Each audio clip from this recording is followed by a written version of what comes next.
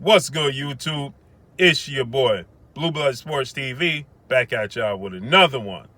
So, legendary trainer turned colorful analyst, Teddy Atlas, weighs in on his top 10 pound for pound boxing list.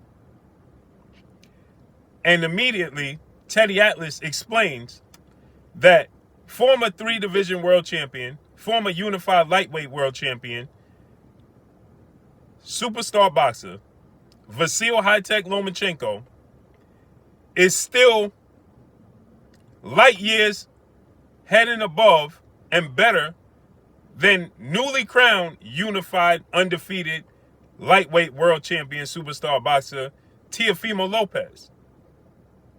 Teofimo Lopez just absolutely dominated Vasily Lomachenko, regardless of what people want you to believe.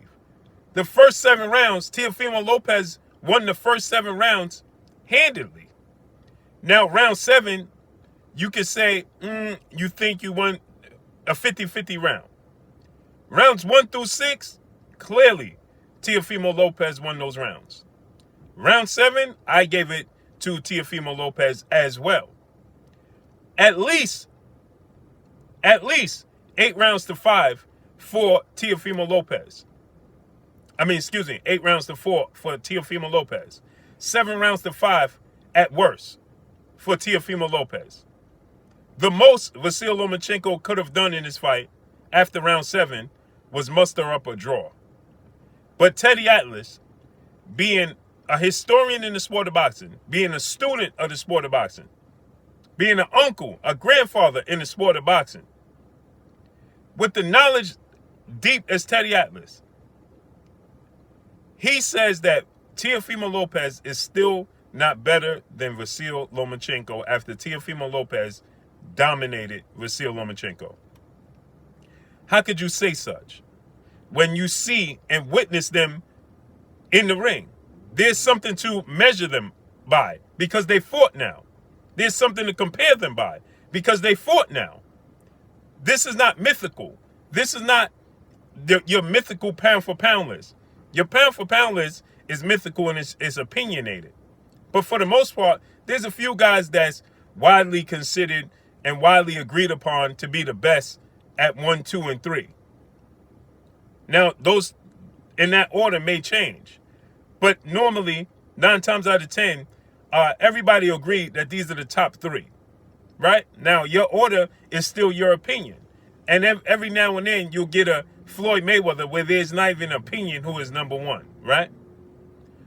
But when you have guys step through the ropes together, share the ring, and show y'all, demonstrate to the boxing world, the boxing pundits, the journalists, and the fans, and the peers, and one guy outclasses the other guy, it's no longer an opinion. It's no longer your choice. It's only your choice when you're trying to have a certain agenda, when you're trying to push a certain agenda. That's only when it comes down to choice. Other than that, we understand that Teofimo Lopez is better than Vasily Lomachenko because they got in the ring together. They shared the ring. They put their skills on display. We came to a conclusion who's better. The judges picked. They decided. And it wasn't close. Now, some people could say one judge had it too far.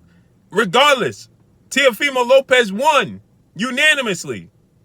Even if you thought he only won by 2 rounds, he still won the fight. That's not going to be changed. You cannot alter the opinion of the fans, of the boxing public. That's what is trying to be done here. That's what's taking place with these mythical pound for pound lists and all these sanction bodies, the 4 major sanction bodies, placing all these belts on waists that weren't deserving of it. Having multiple champions for one sanction body in the same weight class. They're trying to tell you and dictate who is who should be considered the best, and who should be viewed. Meaning, who should the attention be drawn to. They're trying to tell you who the best is opposed to you actually seeing it. So Teddy Atlas is trying to tell you that Vasily Lomachenko is a better fighter than Teofimo Lopez when you witness Teofimo Lopez beat Vasily Lomachenko. How this is, you ever hear trying to hide the truth in plain sight? There's a clear agenda. They want Vasily Lomachenko to be at the top of the sport of boxing. They want him to be the face of the sport of boxing. They're trying to tell you that he's the face of the sport of boxing, that he's still the best fighter in the sport of boxing. Teddy Atlas goes as far as to say businesses have shakeups and they change.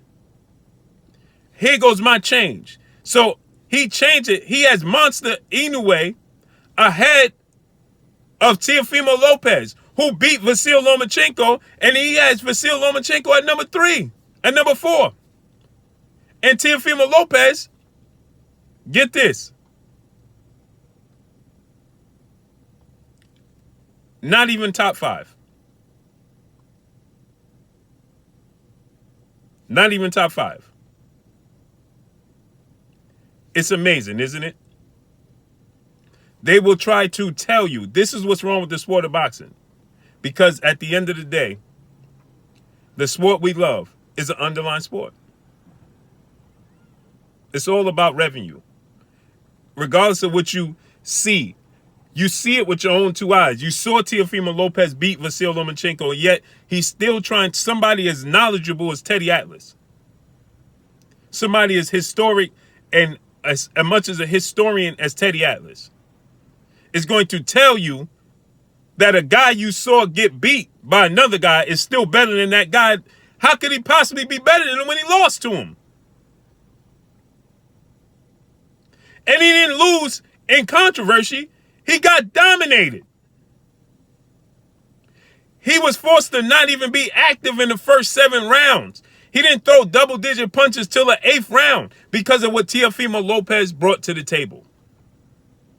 But yet Teddy Atlas will tell you that Teofimo Lopez is still not as good of a fighter as the guy he beat in Vasily Lomachenko. Not even close. Not even close.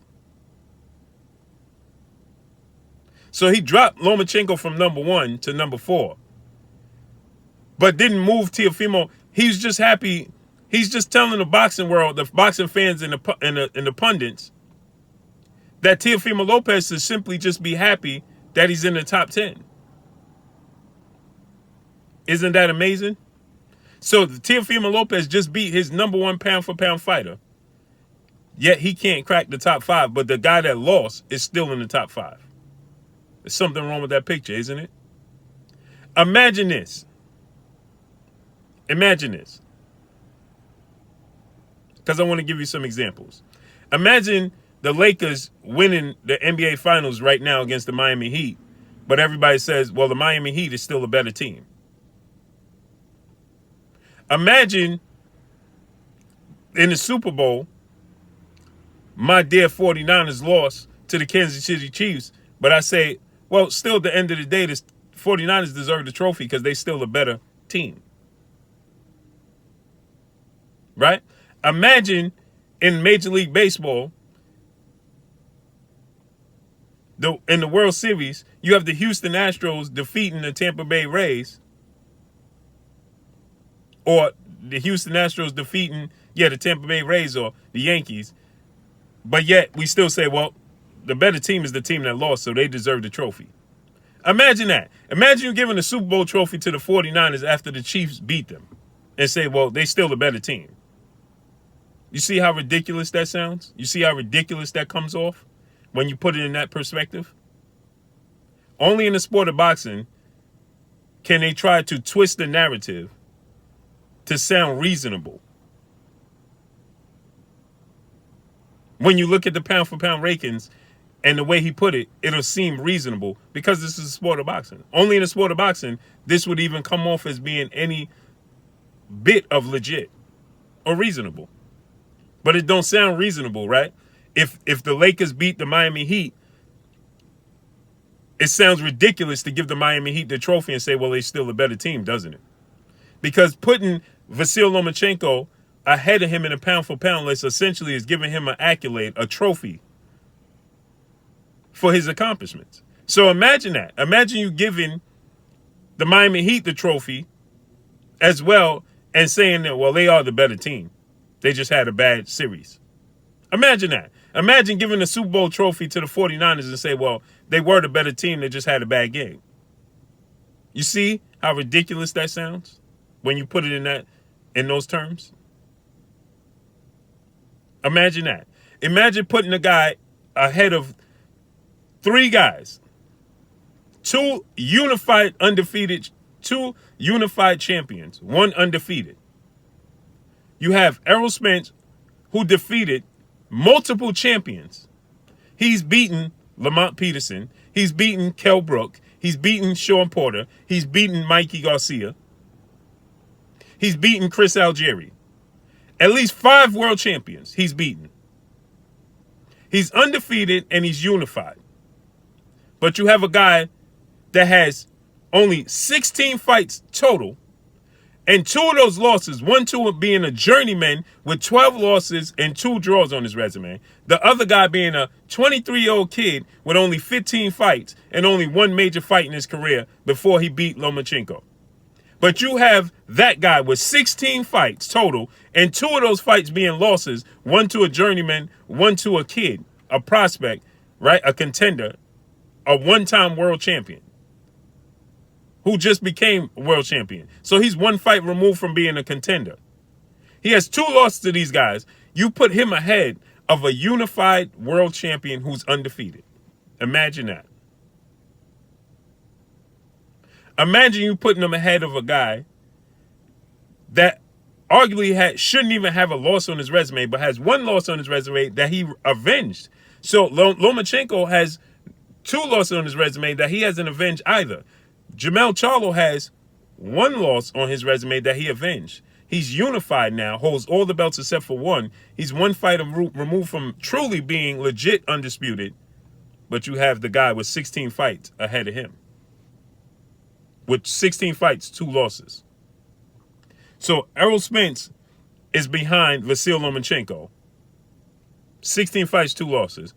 Jermell Charlo is behind Lomachenko. 16 fights, 2 losses. Jermell Charlo, not even on this list.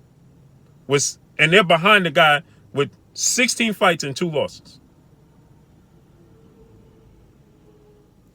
That tells you everything you need to know, doesn't it? But drop a comment in the comment section. Let me know what y'all think. Y'all already know what it is. It's your boy Blue, Blue Blood Sports TV. Hate, like, comment, and subscribe. You haven't subscribed? Hit the subscribe button. Hit the like button. Hit the bell icon to get all the new notifications. Follow me on Instagram at Blue Blood Sports TV, all 1 word. Y'all already know what it is. Shouts out to the entire LDBC. Shouts out to New Media. Shouts out to Black Media Raw. Make sure you like and share these videos. That's all I got for y'all. Peace.